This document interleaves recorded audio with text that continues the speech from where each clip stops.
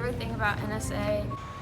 My favorite thing about NSA. My favorite thing about NSA. My favorite thing at NSA. My favorite thing about NSA is The student talent, because the students here are just unbelievable. Like the diversity and the respect towards others. It's all the different personalities and the energy that some people give. Absolutely, the students here.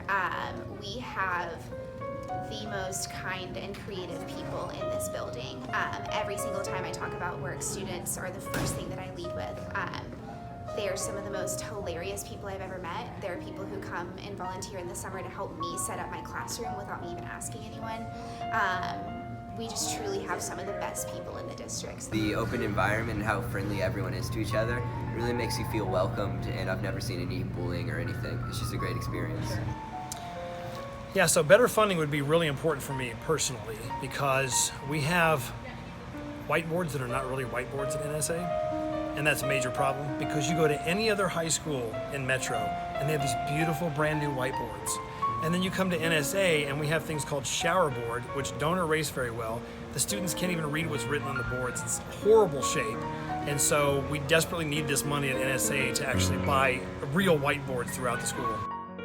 Well, more funding for NSA would help me specifically with some of my goals, like getting more books for us to read, books that I want as a class set.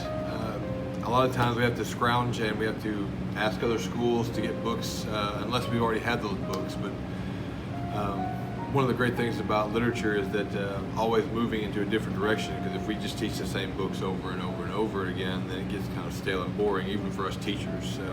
So. Better funding as a whole in terms of all of the arts conservatories would help everyone in a lot of different projects. The big one that's coming to mind is the Artist Lab, which was used last year.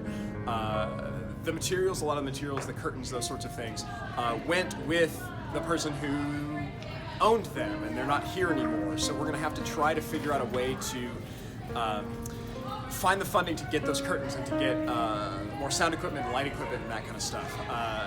That's a thing between the Theater Conservatory and the Dance Conservatory. Just sort of a general fund that has things that we can all dip into when we need to would probably be best and would help us quite a bit. Low funding at NSA affects me because in my conservatory, literary arts, we've resorted to slave labor to get our money.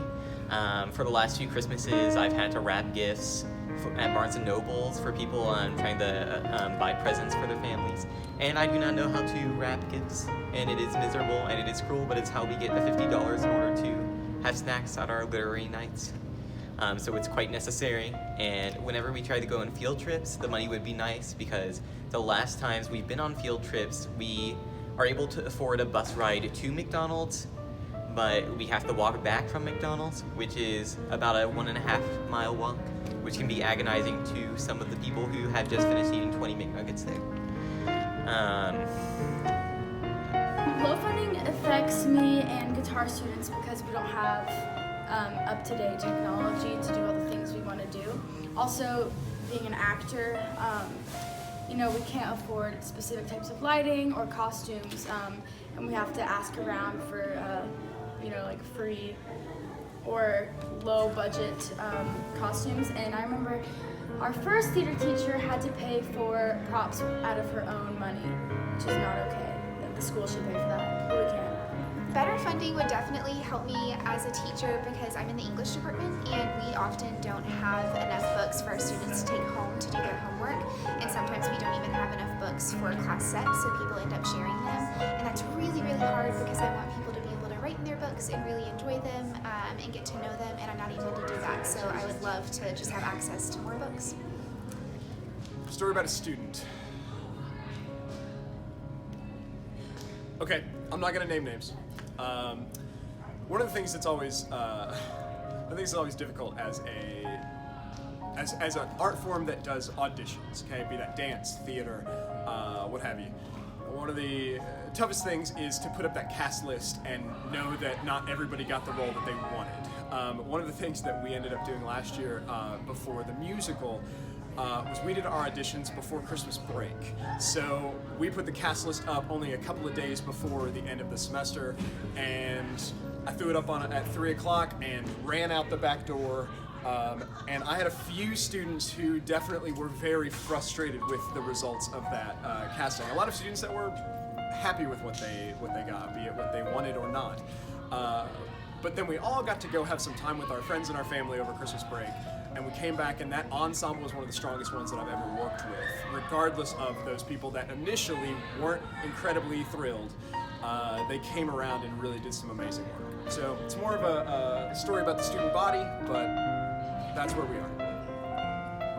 Yeah, so a great student that I can think of off the top of my head, there are so many, I can't even choose like one really, but I know this one particular lady who went out of her way to take pre-calculus over the summer, went above and beyond just so she could take my calculus class before she graduated. And that's just the kind of dedication that is exemplary of these students at NSA. I mean, they do what it takes to further themselves, to get a great education, and now she's in my BC calculus class doing well, all because she went above and beyond. That means a whole lot to me, and that's what NSA stands for. It's a good story. Last year there was this senior, I'm going to call him out, Luciano, who was in the theater conservatory, and I was co-teaching his production class, and he looked at me and had a piece of paper in his hand, and he just goes, "Miss Coward, I'm going to eat this paper." And I said, "No, you're not 3 years old." And then I turned away for a second because, I thought that was safe for me to leave, and then I come back, he's wadded it up and is shoving it into his mouth and just munching away, just like a goat would on a piece of paper. I think he spit it out. He could have swallowed it. Could still be in his stomach, but that's just kind of the day-to-day thing that happens here, so I don't know if that's too weird of a story.